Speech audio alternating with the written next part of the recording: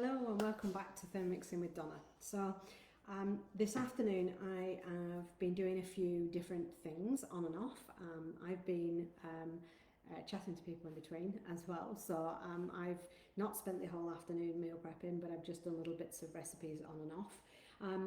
So this recipe is one of the regular soup recipes that I make a lot. It's very versatile and I'm going to use it in a slightly different way tonight as well once I've made it. But you're going to get to see me the first part of it. I'm not going to keep you on while it actually cooks. But the first part of this recipe, I wanted to explain something about the later stuff that's on at the minute. Now, I know that a lot of customers who have got the older Thermomixes, so the TM5, the TM6, TM31, have been waiting for the TM7 to have a second bowl available so that they could actually get a Thermomix, because a lot of us existing owners, including myself, it's great to have two bowls. So I have my second bowl here. Alright, so I have two bowls for my TM7. This one is currently a little bit damp, and because I want to mill something, I've swapped it out and I've put a brand new dry bowl in so that I can do this next step. So that is just one of many reasons that it's great to have two bowls instead of one. Okay, so the first step of this recipe wants you to put some lentils in. So we've got 40 grams of lentils, so we're going to pop that into the bottom. And I'm going to tick that off, and then we're going to go next, and then it's going to actually grind that down. So we're going to make some lentil flour. Alright, so we're just going to pop the lid on and press play, and in 20 seconds we will have a lovely flour.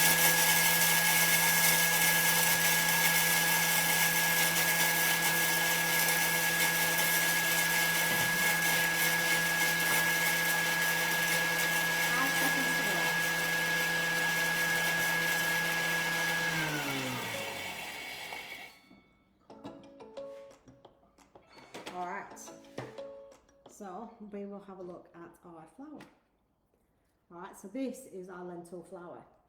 So I'm just going to get a bowl and show you what it looks like. So we've got our lovely milled, so basically lentil flour. So I'm just going to pop that into there.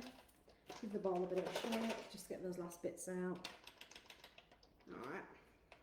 And so that is going to, we're going to add that into the soup later on, and it's going to thicken it up and will make it really nice. Yeah, so we'll put that to the side. Then it's asking us to pop in 2 garlic cloves, 50 grams of onion, quartered. So we'll tick that off. 50 grams of onion we'll tick off, and then we want red peppers, 200 grams. It says approximately 2. Oh, excuse me. And it's got it right, so it's going to tick it off for me, like I've got something right. Now, again, if you're a regular follower with me, you'll know that I like to use up everything I've got. So this is some leftover olive oil from my sun-dried tomatoes, which I used in a recipe earlier. So I'm going to use this and do 50 grams of oil, and hopefully I've got enough. Might just, and let's just put the extra bits of sun-dried tomato in there for a bit of extra flavour. Perfect. So then we've used that up, and so there's no waste. Okay, so that's going to tick it off. I'm going to go next, and now it's going to chop that for 2 seconds on speed 5.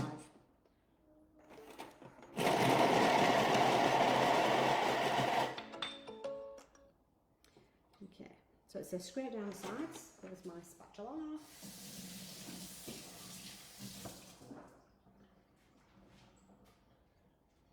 My tea towel's gone walkabouts. There we go. Alright, so these are the new spatulas, by the way. If you haven't seen the TM7 spatula, looks a little bit different to the old spatula, and these are really good for getting to the bottom of the bowl. So that's what we've got now. We've got a nice all brown down. So we're just going to, now if you're going to scrape, when it says scrape down the sides, tend to go from the top to the bottom. Whoops, don't throw it out like I just did. So just, and don't be afraid, you can take your bowl off to do this, because you're not weighing anything in. So just go from the top to the bottom, but don't go anti-clockwise. Always go clockwise, not anti-clockwise, because you don't want to take chunks out of your spatula. That light is doing my head in the middle. Can you see it? It's like, I feel like it's right on me. Okay, now we're going to saute that for 5 minutes at 100 degrees on speed 1. And while that's doing that, I'm going to talk to you about something else. Now, if you've got a TM7, and you're lucky enough to have a TM7 and you haven't seen this yet, this is the Nesta. The Nesta is amazing. This, I made poached eggs in it this week. It's so simple to do. I've also made the ginger puddings, steamed ginger puddings in this as well. Great for little quiches.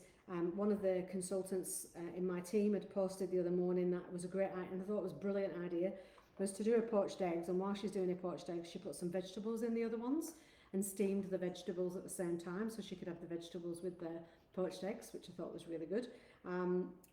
So that's another option. I like to steam my veggies anyway, so that certainly would be a good way to do it. But the poached eggs were divine, like they were so simple. And I was talking to my sister earlier and I said, well, you know, poached eggs in a pan takes 2 minutes, but it actually doesn't take 2 minutes because you've got to get the pan out, then you've got to boil the water, then you've got to do the 2 minutes while it's cooking and keep an eye on it so that it doesn't bubble over and it doesn't get all foamy.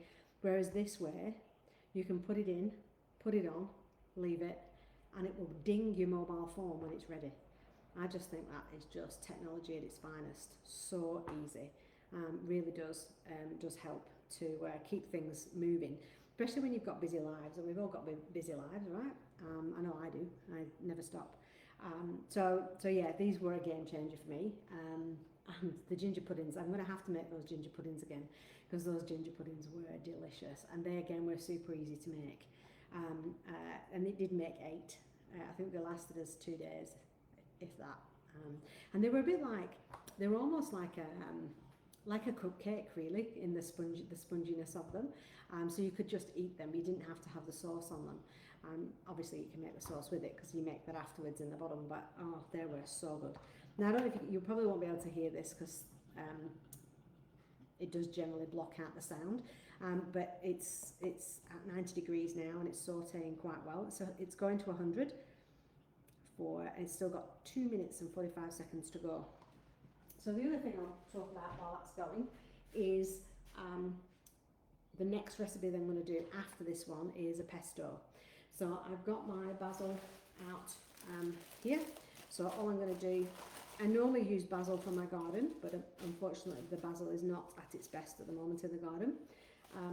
The parsley is just coming back after the dry spell. But this is, I picked this up from the market this morning. So all I'm going to do with this, I'm going to use one of my bowls, is, because again, while your machine is cooking, you can do other things.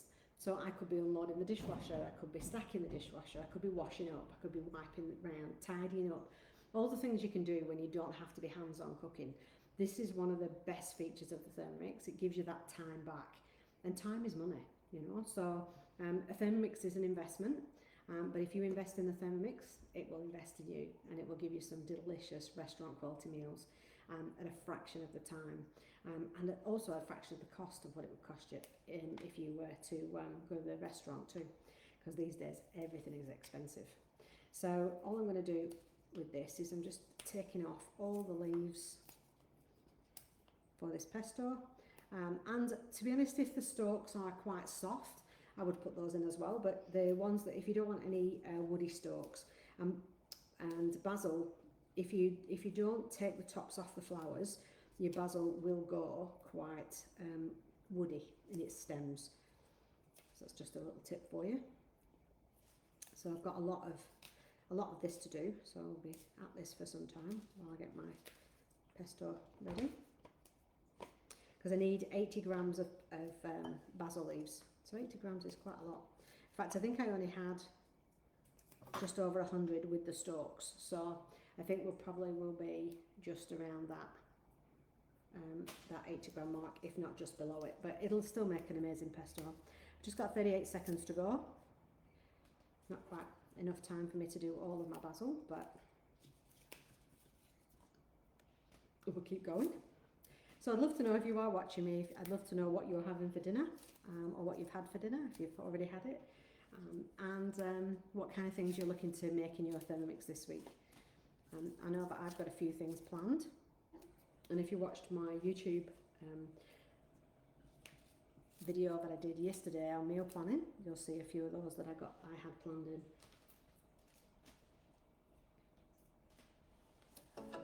The other thing is that this Thermomix is really easy for the kids to use too. There you go, it's going off on my phone and it's going off on the Thermomix. Next. Oops. Alright, so now we're going to add in the rest of our ingredients. Now, again, looking at less waste, I'm actually going to be using not exactly what's on here. So it says 400 grams of ripe tomatoes. So I've got a not so ripe tomato there, but I've also got a lot of cherry tomatoes that were going towards the end of their life, shall we say. Now I did have some more capsicum left, where is it? So I'm just going to stick in a little bit of capsicum, top it up, just makes it up to the volume wise. Then we're going to add in 400 grams of water once it's ticked that off.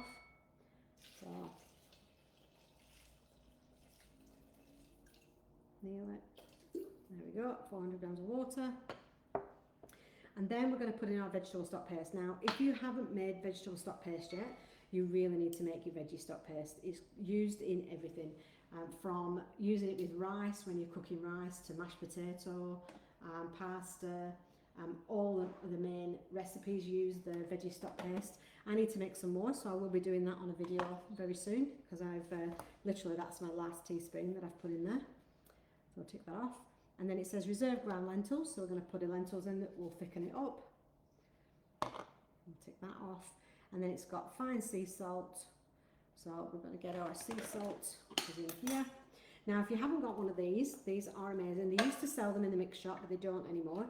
I do have a link for you to get them, so if you do want to, if you would like to get one of these, just reach out to me, leave me a message, and I'll send you a link. They are amazing for your salt and pepper. So we're going to put in, so it's a teaspoon of salt, and then it's half a teaspoon of pepper. So we'll just pop that in there.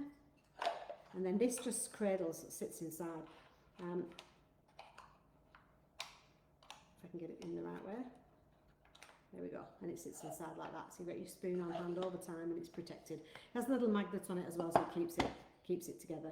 Then we're going to pop in some cayenne pepper. Now, I'm not a fan of spice. I don't like hot spices. So, but this does really, just that little bit is literally like it's not even a 1/16 of a teaspoon, but it just gives it enough that it just gives it a bit of, almost like a bit of flavour really, as opposed to too much heat. So we'll take that off as well. We'll go next. It does ask for 1/4 teaspoon, but I do not put that in. I put about 1/16 worth in. So now we've got a 14-minute cook, so I'm not going to bore you with too much talking while that's going, but I'll put that on now. All right, so that's going to cook it for 14 minutes at 100 degrees. Once that's finished, I'll tell you the next steps. So we're going to blend it for 1 minute on speed 10. Now, if you are using a TM6 or a TM5 and you're making your own soup with your own recipe, one of the things that a top tip I can give you is that always use the blend function when you're going to do the full blend at the end, rather than just turning the speed up to speed 8 or speed 10, because when you do that, the machine goes to that speed very quickly, whereas the blend mode actually takes it slowly up, so you don't get that top what's the word, I suppose the Thermomix dance when it jiggles around a bit. So if you use that blend mode, it just will take it gently up to that full speed, and it stops it from bouncing around, and it feels much safer, I will say, because sometimes when you've got a full bowl like this recipe is, it does get quite unnerving when you put it up manually. So using the blend mode is a must, really does make a big difference. So I hope you've enjoyed that. I will see you when I do my next one. I'm going to be doing some pesto shortly. I'll just get my ingredients ready and I'll see you then. Bye bye for now.